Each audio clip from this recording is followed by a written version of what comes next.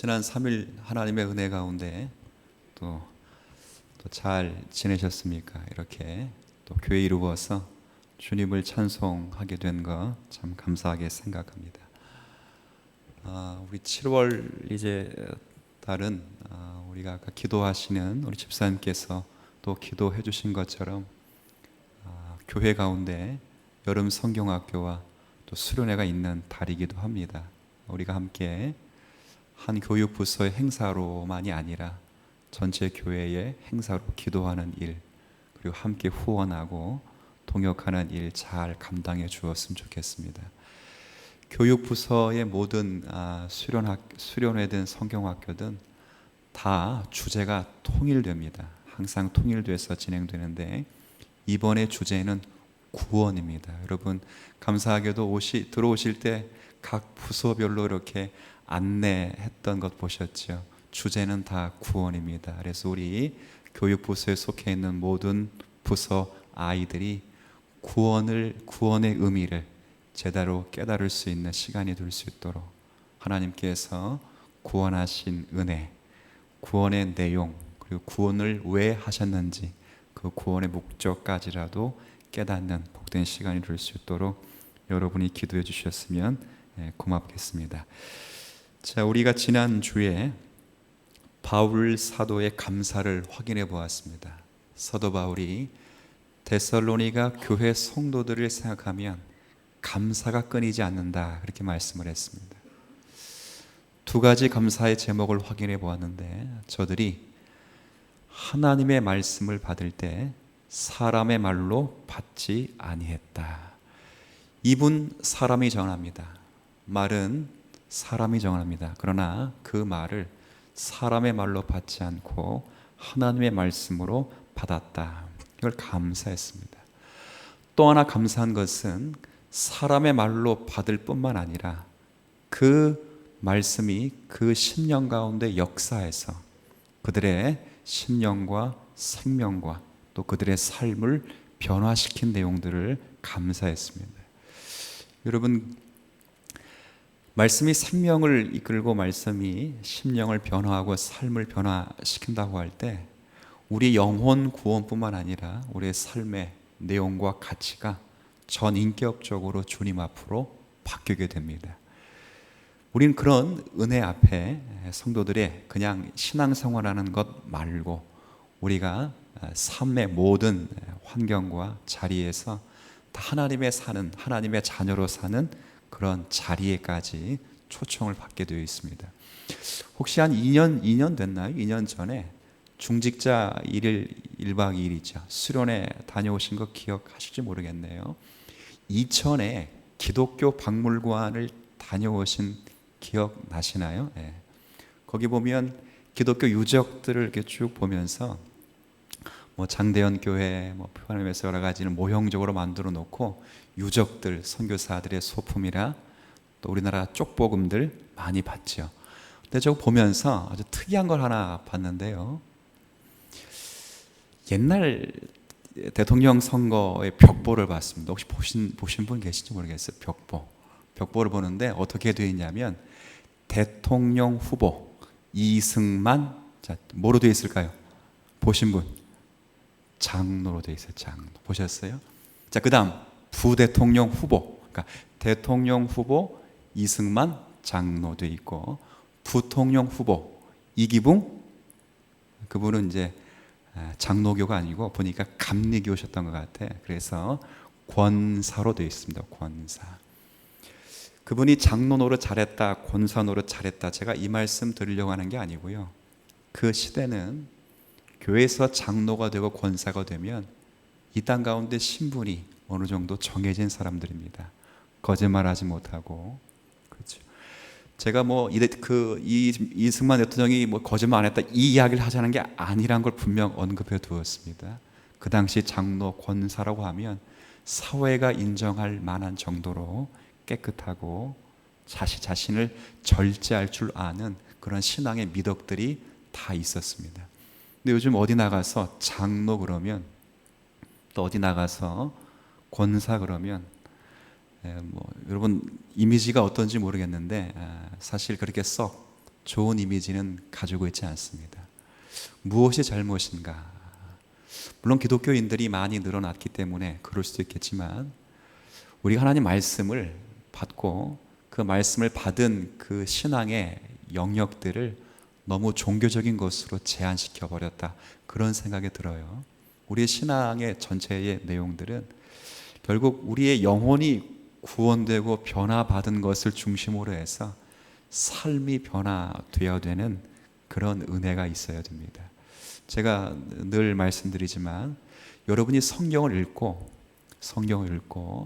말씀을 듣고 마음이 뜨겁고 감동을 받았어요. 눈물을 흘렸다고 생각해 보십시오. 야, 은혜 받았다. 그런데 그 은혜 받은 것과 드라마 보면서 야, 그 주인공들의 그 아름다운 사랑 때문에 눈물을 쫙 흘렸어. 그렇게 은혜 받은 것과의 차이점이 뭐죠? 차이점이 뭘로 나타나야 되냐면, 삶이 변화되지 않으면 아무 차이가 없습니다.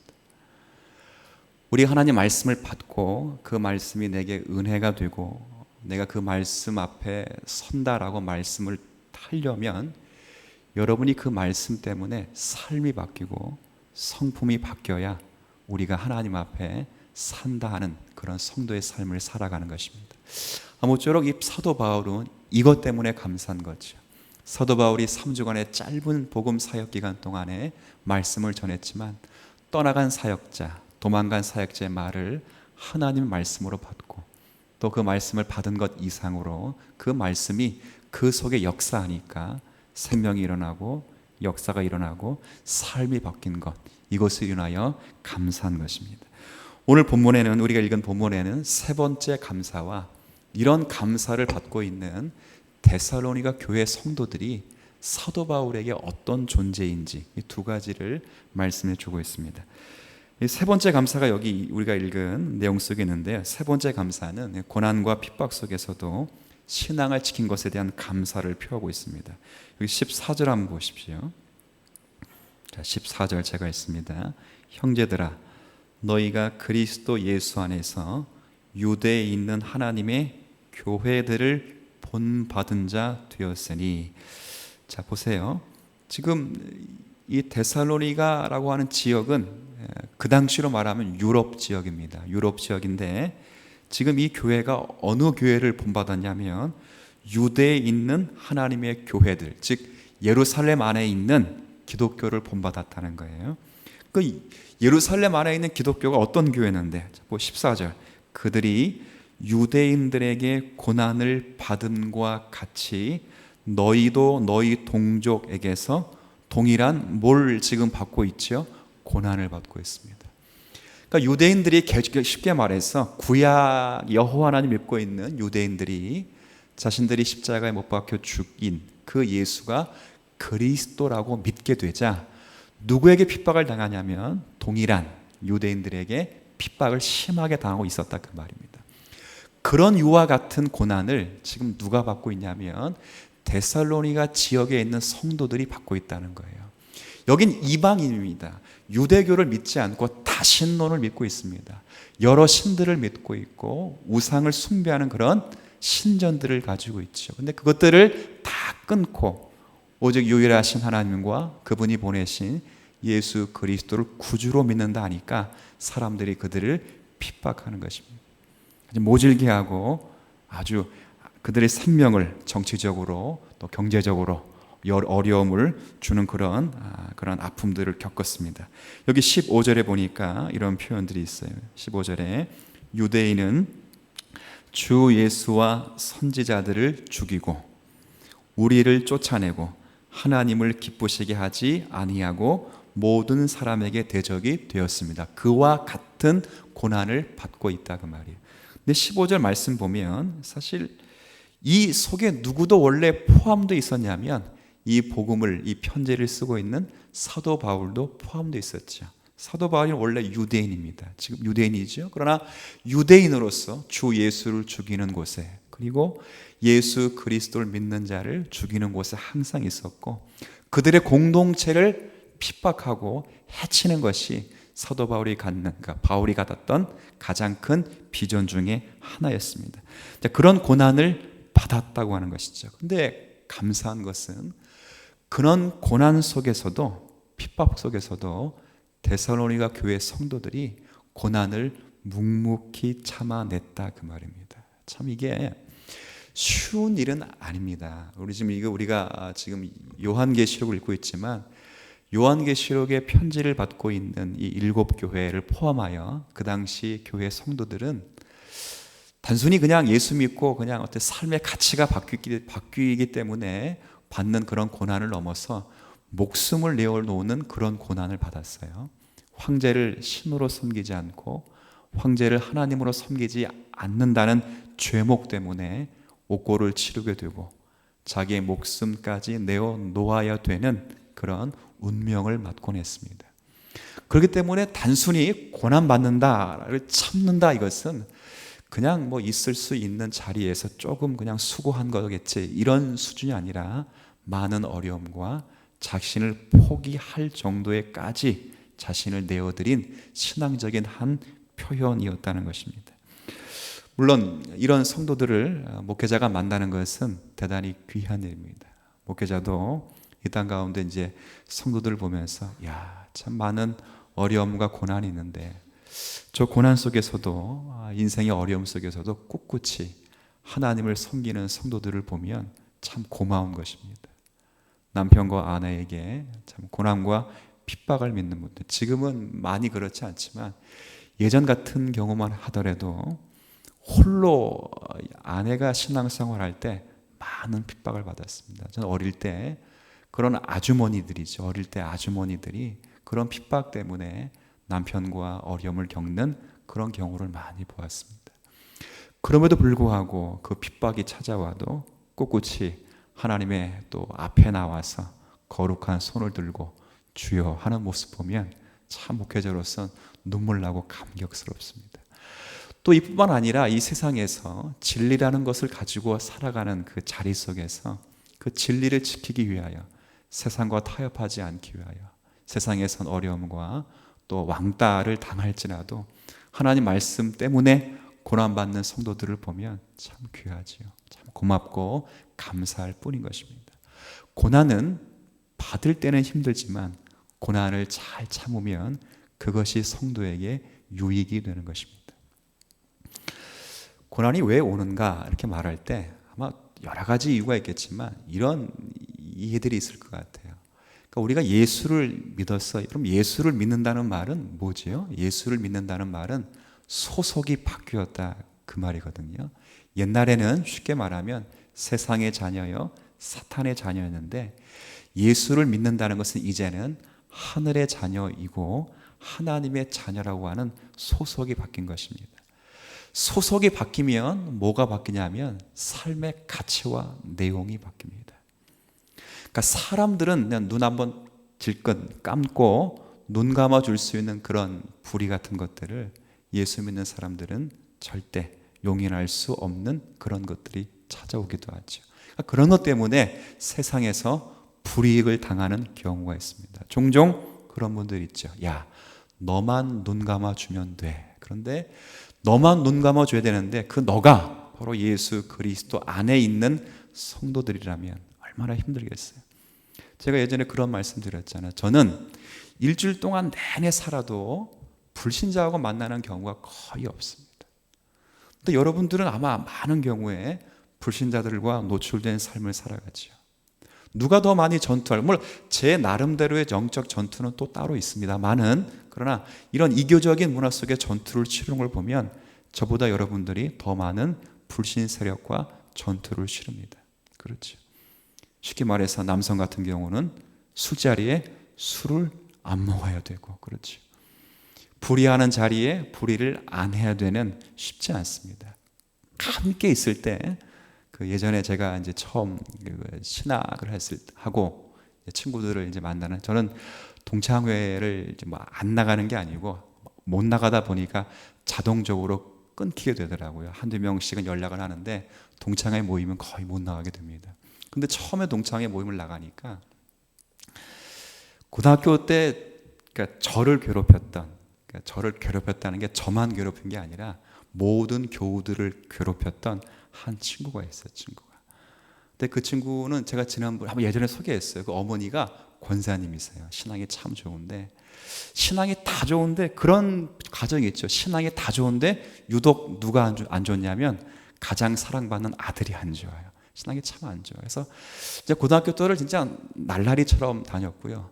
지나가는 애들 돈 뺏고 때리고 하는 게 다 반사였습니다. 동창회를 갔는데 그 친구가 있는 거예요. 뭐 모두가 다 별로 뭐 그때는 좋아하지 않았는데 그래도 뭐 자기네끼리는 좋은 친구들이 있었겠죠. 근데 제가 그때는 목사는 아니었고요. 신학생이니까 전도사였어요. 그랬더니 그 친구가 제게 술을 못 따라주고 이제 다 술을 따라주는데 저한테 이제 콜라를 따라주면서 저에게 예를 깍듯이 이렇게 세우는 거예요. 왜 그런가 봤더니 이 친구가 오랫동안 못 봤거든요. 오랫동안 못 보는 사이에 결혼을 했는데 결혼을 잘해가지고 뒤늦게 정신 차려가지고 예수를 잘 믿는 사람이 됐어요. 그래서 제가 예전에 그랬죠. 걔만큼은 꼭 지옥 가게 해달라고 제가. 그랬던 걔가 예수를 믿고 있다는 거 아닙니까? 지금도 1년에 한 번은 못 봐요. 근데 가끔, 아주 가끔 만나게 되면 제 눈을 못 마주칩니다. 왜냐하면 그 친구는 집사님이시고 저는 목사님이셔서 내 눈을, 옛날엔 제가 그 친구를 못 쳐다봤어요. 등치도 남산만하고. 근데 지금 보니까 다 같이 늙었더라고요. 죄송합니다. 다 같이 늙어서 뭐 니랑 나랑 싸워봤자 뭐 다 뼈밖에 안 보이는 그 정도로. 지금은 힘이 없어 보이지만 그때는 힘이 있었어요. 그래서 쟤만큼은 지옥 갔으면 좋겠다고 하는데 근데 바뀌더라고요. 이 땅을 살아가면서 신앙인들이 진짜 영적인 전투를 치르는 현장이 많아요. 술자리가 그렇고 사회생활하는 그렇고 뭐지요? 영업을 하려면 어떻게 해야 돼요? 영업. 우리 교회 가운데도 한 집사님이 영업직을 하다가, 실제 있었던 일이 영업직을 하다가 영업직을 하는 내내 자꾸 술을 먹어야 되고 또 바이어를 상대하는 데 있어서 신앙에 어떤 건덕이 없자 그 영업직을 벗어 던진 신앙이 한 분 계세요. 집사님 가운데. 그러다가 오랫동안 이제 개인 사업을 하다가 잘 안 됐어요. 안 되고 뭐 이렇게 하다 보니까 그 회사도 그 사람이 영업을 하도 잘하니까 조건부로 다시 모셔왔어요. 어떤 조건부냐? 쉬는 날 정확히 쉬고 그리고 퇴근할 때 퇴근하고 절대 술 상무 안 하도록 하고 영업직으로 다시 모셔왔어요. 만약에 그분이 계속 술 드시고 그냥 그렇게 했다면, 주량도 아마 제가 좋은 것으로 알고 있어요. 그렇게 했다면 아마 그런 뒤에 영광은 없었겠죠. 저는 그렇게 생각이 들어요. 신앙인들이 한 번 고난받을 때 양보하면 계속 양보하게 되어 있습니다. 지혜를 포기하라 그런 말은 아니에요. 지혜는 가지고 있되 반드시 이것이 진리와 기준에서 마땅히 지켜야 할 선이라고 생각을 하면 그 선을 포기하지 말았으면 좋겠습니다. 끝까지 고수하는 거죠. 이것이 진리의 말씀에 합당하다 싶으면 지켜내십시오. 그럼 하나님께서 그들의 그 또 어떤 신앙의 결단 때문에 당분간은 손해가 되는 것처럼 보일지라도 하나님은 결코 손해 보도록 역사하시는 분이 아니십니다. 아마 그거는 저보다 누가 더 잘할 것 같으면 여러분이 훨씬 잘하시죠. 이런 말씀 많이 들었어요. 우리 권사님들에게. 기도는 손해 보지 않는다. 맞습니까? 기도는 손해 보지 않는데요. 그리고 하나님 앞에 정직하게 사는 것도 손해 보지 않습니다. 그러니까 여러분들은 어떠한 고난이 찾아올지라도 여러분이 내가 받은 이 생명의 진리가 확실하다고 생각하면 자존심을 굽히지 마십시오.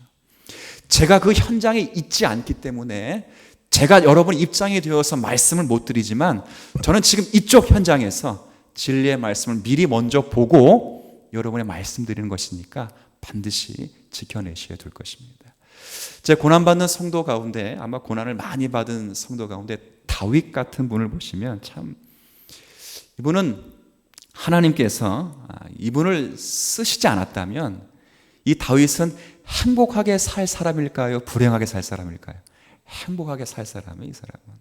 왜냐하면 부잣집 아들 같기도 하고요. 그리고 그 아들 가운데 몇째 아들이냐면 또 막내 아들이요. 얼마나 또 귀여움을 받았겠어요. 그런데 마침 그때 시국이 블레셋이란 나라와 전쟁을 하다 보니까 자기 형들이 다 이렇게 군으로 이렇게 모집이 되어서 군사로 그 전쟁에 참여하게 된 것입니다. 그러니까 아버지가 얼마나 형들의 그 안부가 궁금했겠어요. 그러니까 다윗에게 형의 안부들을 묻도록 하기 위하여 그 전쟁터에 나가 보도록 시킨 것입니다. 근데 나갔는데 사울 왕이 이렇게 이제 나갔는데 이제 다윗이 나갔는데 골리앗이 이 하나님을 모독하고 이스라엘 군대를 모욕하는 것을 보고 이게 참을 수가 없어서 의분을 내고 자기가 그 전쟁에 참여하겠다고 끼어든 거예요. 근데 사울 왕이 다윗을 잘 보니까 이게 삼복도 위에 어디 가서 쭈쭈바 빨면 딱 좋은 아이인데 이거 싸우겠다고 하니까 기가 막히죠. 근데 끝까지 싸우겠다고 하니까 그 패기를 보고 사기가 또 꺾이면 안 되니까 자기 군복을 벗어서 그 다윗에게 다 준 거예요. 입힌 거예요. 근데 다윗이 그 군복이 헐렁헐렁거리잖아요. 그 정도로 연약했다 그 말입니다. 다 벗어 던지고 물맷돌 5개를 가지고 골리앗 장수와 싸우는데, 여러분 그 유명한 신앙 고백이 있죠. 너는 칼과 창과 단창으로 내게 나오지만 나는 너가 모독하는 이스라엘의 여호와 하나님의 이름으로 나아가노라. 오늘 너는 개밥이 될 것이다. 그렇죠. 그리고 여호와 하나님의 이름이 만민 가운데 높임을 받을 것이다. 이스라엘 구원은 칼과 창에 있지 않고 오직 여호와의 이름 위에 있다. 그리고 물맷돌 5개 가운데 몇 번째? 5번째가 몇 번째도 아니야. 첫 번째가 돌려가지고 탁 때리니까 골리앗이 그 자리에 즉사한 거죠. 그 일로 인하여 다윗은 스타가 되었어요. 스타. 국민적 영웅이 됐어요. 사람들이 찬송하지. 사울 왕이 죽인 사람은 천천히요. 다윗 왕이 죽인 사람은 몇이라고요? 만만이요. 여기까지 끝나면 참 좋겠어요. 근데 다윗은 여기부터 시작입니다. 그 이후의 모든 생활은 다 고난이죠. 그렇게 하나님 앞에 등장하게 된 다윗은 평생 동안 고난과 역경을 받습니다. 사울 왕의 미움을 받아서 10수년 동안 70평생 가운데 10수년 동안을 도망다닌다고. 도망다니면서 미친 짓 하면서 도망다니고 피할 곳이 없어서 결국 블레셋 지역에 피하게 되다 보니까 이 블레셋 지역에서 피해서 근간히 먹고 살려고 하다 보니까 또 블레셋이 이스라엘과 전쟁을 또 하게 되었네요. 어떻게? 블레셋 군사로 다윗이 이스라엘과 싸우게 되었어요. 참 그런 일도 있게 돼요.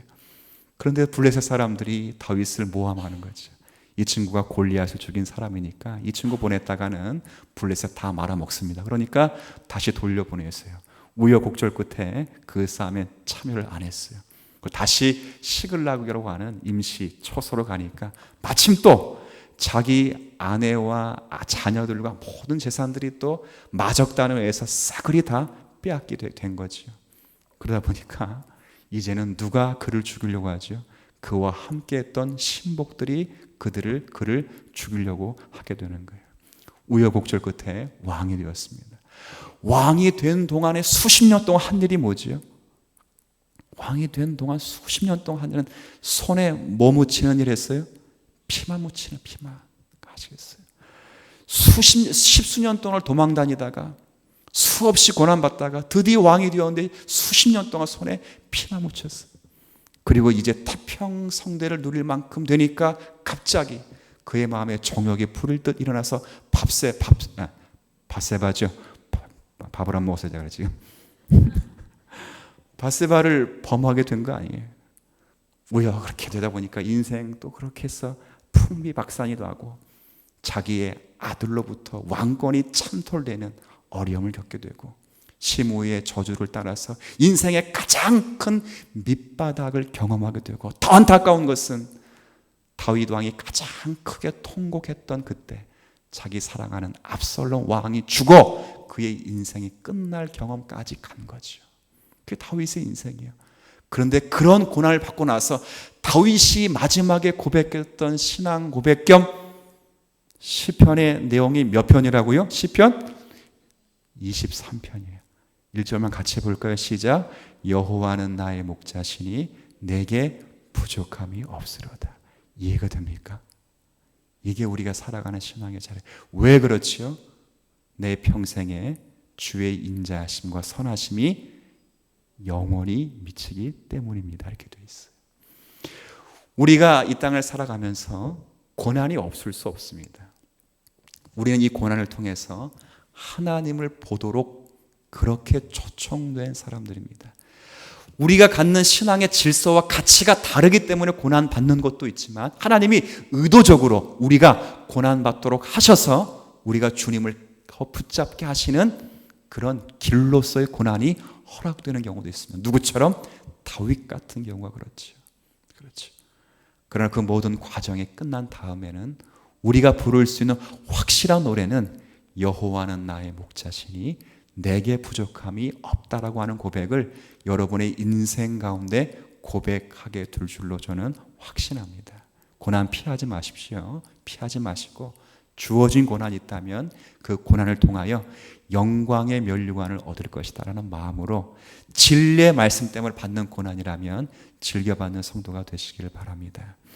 여기 그런 성도를 가리켜 이제 사도 바울이 뭐라고 표현하냐면 19절 말씀 한번 읽어보세요. 19절 말씀 한번 같이 읽어볼까요? 시작.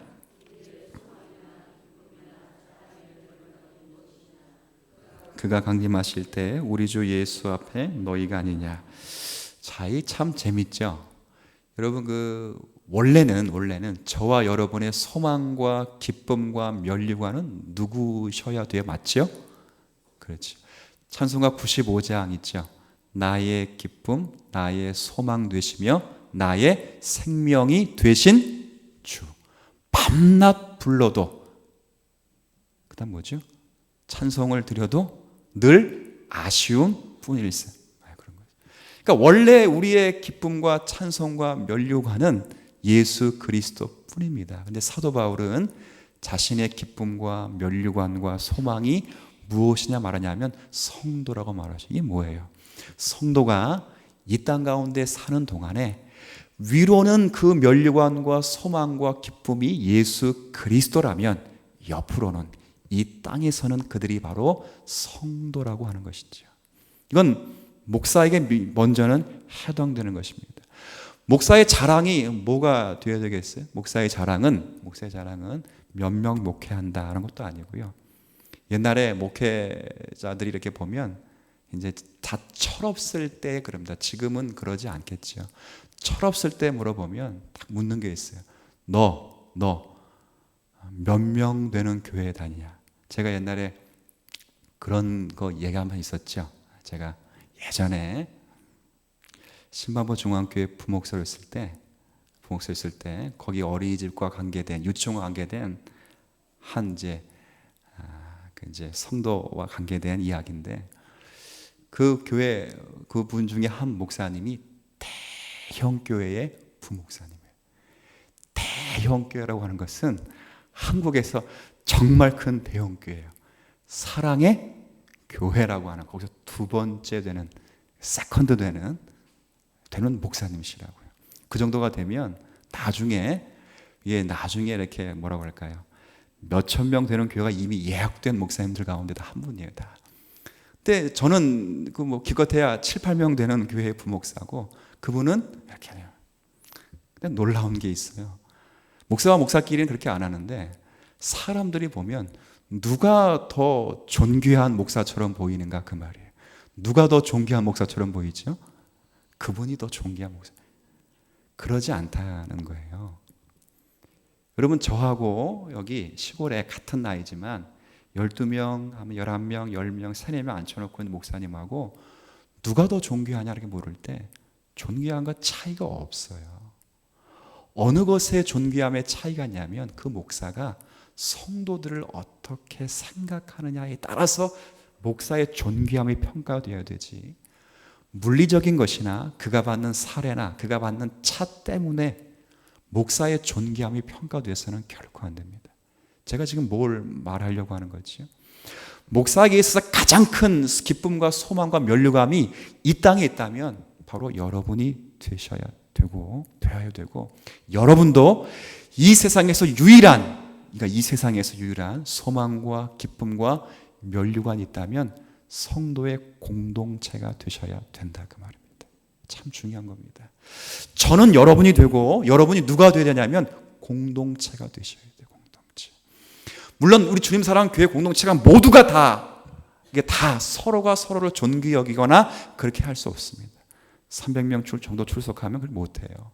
다 노골적으로 쉽게 말해서 나쁘게 말하면 끼리끼리는 통할 수밖에 없는 겁니다. 그것이 구역이 됐든 전도가 됐든 저는 나쁘다고 생각하지 않습니다. 그러니까 끼리끼리가 파당을 지어서 끼리끼리 문제가 되지만 분반된 구역별이나 전도별이나 어떤 그룹별로의 그런 모임으로서는 그럴 수밖에 없죠. 교회가 구역을 나눠놨는데, 교회가 전도회를 나눠놨는데 그분들이 여러분의 스스로의 자랑과 면류관들이 되셔야 된다 그 말이에요.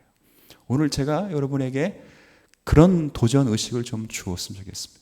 만약 여러분이 이 땅 가운데 하늘을 보면서 물론 소망과 기쁨과 자랑의 면류관이 무엇이겠습니까? 라고 물어보면 다 예수 그리스도로 고백할 것입니다. 그런데 이 세상에서 여러분의 유일한 소망과 자랑과 기쁨이 무엇입니까? 라고 물어볼 때 여러분 뭐가 된다고 말하실 수 있겠습니까? 내 옆에 있는 권사, 내 앞에 있는 집사, 내 옆에 있는 성도라고 말할 수 있는 성도가 되시기를 진심으로 축복합니다. 왜냐하면요, 스바냐의 말씀 3장 17절에 보면 하나님이 성도에게 기쁨을 주시고 그 기쁨 때문에 주체할 수 없다 그렇게 표현해 놨어요. 하나님은 그러니까 우리 안에 하나님이 즐겁게 바라볼 수 있도록 우리를 만들어 놓으시고 하나님 우리를 바라보시면서 기쁨을 주체하지 못하신다 그랬어요. 너무 좋으셔서 그러니까 이런 거죠. 제가 주일날 2부 예배 때 말씀드린 것처럼 신랑이 신부를 보면 감출 수 없는 그 미소, 그렇죠. 그 신부 때문에 주체가 안 되는 건 너무 좋아서 너무 그렇지 않아요? 여러분 결혼했을 당시의 무렵 뭐 지금도 가슴이 뛰십니까? 그러면 이제 답이 없을 수는 있어요. 우리 최근에 결혼한 우리 이재원 성도님 지금도 뛰십니까? 전 뛴다 그러지 당연히 뛰죠. 저 정도는 뛰어야죠. 앞으로 몇 년 더 뛸 거라고 뛴다고. 그렇게 뛸 당시에는 아내와 남편을 위해서 목숨까지 내어줄, 지금도 마찬가지지만 그런 마음이 있듯이 하나님이 여러분을 그렇게 대하신다는. 그러면 우리도 같죠. 하나님이 그렇게 대하는 성도를 어떻게 대해야 되는가? 같은 마음으로 대하셔야 돼요. 이것이 공동체가, 교회가 가져야 될 중요한 어떤 숙제이며 우리의 비전이 되셔야 됩니다. 우리 모든 신앙 생활은 주님 바라보는 건 되게 잘해요. 소망, 기쁨, 면류관, 95장 찬송 드리면서 기도하는 것 아깝지 않고 찬송 부르는 것 시간 가는 줄 모르고 주님을 향한 열심을 다하시는데 그 기쁨과 소망과 면류관과 자랑이 옆으로 되는 것은 대단히 힘들어요. 조금만 실수해도 칼을 들려고 하고 조금만 모자라도 질타를 하려고 하죠. 조금만 못 따라와도 참지 못해요. 여러분 왜 성도들이 죄송합니다 지적질 하시는 줄 아세요? 왜 성도들이 너 이거 잘못했어? 왜 그럴까요? 왜 지적질 할까요? 딱 하나입니다. 못 참아서 그래. 못 참아서. 누구 때문에 못 참는 거죠? 자기 때문에. 답답해서 못 참아요. 답답해가지고. 아시겠어요? 저 사람이 사랑스러워 지적질하는 게 아니고 저런 꼴을 보고 있는 내가 답답스러워가지고 나 때문에 저 사람을 지적하고 원망합니다. 이게 교회에 종종 있는 거예요. 그러니까 내가 저 사람을 책망하고 지적하는 것이 저 사람에게 훈계하고 저 사람을 큰 소리 치는 것이 저 영혼을 살리겠다는 그런 큰 소리보다는 내 저런 꼴 보는 게 내 눈이 꼴사납고 내 지긋지긋해 쟤 때문에. 그래서 쟤를 지적질하는 거라고요. 누구 편하려고요? 자기 편하려고요. 정말 우리에게 주님 사랑교회 성도들에게 정말 내 소망과 면류관 기쁨이 목사에겐 성도가 되는지 성도에겐 공동체가 되는지 한번 물어보십시오. 그렇지. 그렇지 않으면 우리는 신앙은 균형을 잃은 십자가입니다. 하나만 있으면 뭐야? 하나만 옆으로 있어요. 옆으로. 위로는 쫙 가는데 옆으로가 없어요. 그럼 뭐 십자가예요? 화살표지. 화살표도 아니지. 뭐 짝대기 하나지요. 우린 십자가입니다. 위로는 하늘과 땅을 엮고 옆으로는 성도와 성도를 엮어 성도의 공동체 됨을 통하여 교회가 하나 됨을 보이는 것이 교회의 사명이죠. 그것 때문에 고난을 참으라는 거예요. 그것 때문에 꼴 사온 것도 참아보셔요. 참아봐. 예전에 박영선 목사님 설교를 듣는 가운데 제가 갈라디아서 설교를 한번 다는 못 듣고 이렇게 하면 갈라디아서인가 에베소서를 듣다가 그 한 장을 쭉 다 듣다가 제가 되게 공감을 하는 이야기를 한번 들은 적이 있어요. 여러분 그 옛날 같은 경우에는 팔에 깁스를 하잖아요. 깁스. 지금은 그렇게 하는지 모르겠는데 팔에 깁스를 하면 이 깁스에다 끈을 묶어가지고 어디다 묶어놓죠? 목에다. 지금은 잘 그렇게 안 하는 건 왜 안 하는지 뭐 깁스가 좋아서 그런지 모르겠지만 꼭 묶어가지고 목에다 가요. 목에다. 그렇지. 목은 죄졌습니까? 목은 죄진 것도 아닌데 요 새끼 때문에 계속 이거 목에다 걸고 있어야 돼요. 그런데 그 목이 이 팔 때문에 자신의 인생을 저주하지 않는다는 거예요. 기쁘게 매지요. 왜 그렇죠? 팔이 아프면 모두 아파? 목도 아파요. 그렇지. 이빨 한번 치아가 아파 보세요. 치아가. 이 치아만 아픈 게 아니라 어디가 아프죠? 전체가. 제가 아픈 것 가운데 가장 큰 통증은 치통이야. 치통이 있는데 얼굴이 붓더라고요. 볼거리 하는 것처럼. 그래서 머리가 아프더니 머리만 아픈 게 아니라 모든 게 다 아프죠. 다 아파. 그렇지. 우린 그렇게 돼 있어요. 그러니까 전체가 다 그렇다라기는 이 정도 규모에서는 쉽지 않더라도 최소한 구역과 전도회로 한번 뭉쳐보세요. 내가 잘못하는 게 구역장님의 마음을 얼마나 섭섭하게 할까? 그렇죠. 내가 조금 참여하지 않고 조금은 서운한 게 아닌가? 이 구역, 이 전도회장에게 얼마나 큰 마음의 상처가 될까? 아니면 반대로도 장들이 구역장님 그렇게 생각할 수 있잖아요. 그래서 정말 내가 1년 동안 기도하고 내가 1년 동안 전도하고 내가 말씀을 들어서 내가 생활을 적용시키고 변화시킨 것이 증거와 열매가 저 사람이다. 이렇게 말할 수 있는 한 사람이라고 한번 만들어 보세요.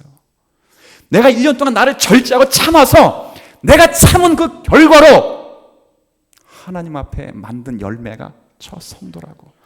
원래 같았으면 쟤네가 죽여버렸는데 둘 중에 하나는 교회 안 나오도록 했는데 내가 하나님의 사랑과 은혜 때문에 쟤 때문에 눈물 흘리고 참고 기다려서 저 사람과 내가 하나라는 것을 내가 하나님 앞에서 확인받았다라고 말할 수 있는 열매가 우리 가운데요 어디에 있냐 그 말이에요. 가족에게만 한정하지 마세요. 사도 바울은 그렇게 말하지 않습니다. 우리 모두가 가족이고 우리 모두가 공동체입니다. 사도 바울이 그걸 우리에게 말씀해 주고 있습니다. 사랑하고 존경하는 성도 여러분, 참 귀한 분들입니다. 제가 우리 교회를 남들이 물어요. 목사님들이 어떤 교회야? 그러면 제가 농담 삼아 그렇게 말합니다. 장난치기 쉬운 교회야. 이렇게. 왜 그럴까요? 성도들이 순진한 교회입니다. 고집이 없다. 그건 거짓말이죠. 37년 된 교회 고집 없으면 그게 좋은 교회입니까? 나쁜 교회입니까? 그건 나쁜 교회예요. 37년 전에 고집 없는 건 나쁜 교회고 고집은 다 있죠. 그럼 뭐가 없어요? 제가 볼 때는 여러분 이 정도면 순수한 교회예요. 나쁜 목사가 왔다면 나쁜 목사가 왔다면 얼마든지 장난치기 쉬운 교회일 것입니다. 충분히 가능성 있는 교회예요. 양보하시고 여러분이 자랑과 기쁨과 면류관을 성도 가운데 찾고 그를 위해 참고 그를 위해 고난받으며 그를 위해 축복하는 우리 모든 성도 되시기를 주님의 이름으로 축복합니다. 하나님 아버지 고맙습니다. 사도 바울이 감사하고 있는 그 교회 성도들을 생각할 때마다 나의 소망이다, 나의 자랑이다, 나의 기쁨이다, 내 면류관이다 그렇게 말하는 말씀을 살펴보았습니다. 목사의 자랑과 면류관이 성도가 되게 하여 주옵시고 성도님들의 면류관은 또 공동체를 향한 그런 기쁨과 소망이 되어서 우리의 신앙의 내용이 옆에 있는 성도들에게 열매를 맺는 것으로 꽃이 나고 또 열매를 맺는 하는 그런 기쁨과 감사가 있게 하여 주옵소서. 그를 위해 절제하게 하시고 그를 위해 기도하게 하시며 그를 위해 울게 하여 주시기 원합니다. 나를 위해 우는 것이 아니라 나 때문에 절제하는 것이 아니라 나 때문에 기도하는 것이 아니라 그가 나의 기쁨이요 자랑이기 때문에 그를 위해 기도하고 참고 용서할 수 있는 사랑의 공동체가 되어 이 교회가 주님 보시기에 아름답고 선하고 칭찬받는, 또 주님 보시기에 면류관이 될 만한, 자랑이 될 만한 교회 되게 하여 주옵소서. 남은 3일 주의 말씀 갖고 살길 원합니다. 주님, 이 말씀 갖고 살 때 또 사단은 이 진리의 말씀을 또 뽑아가고 뺏어가길 원할 것입니다. 우리 대장 되시는 예수 그리스도 안에서 진리의 말씀을 파수하게 하여 주옵시고, 굳건히 지켜 진리로 승리했다, 말씀으로 승리했다 받는 믿음의 성도들 되게 하여 주옵소서. 예수님의 이름으로 기도 올립니다. 아멘.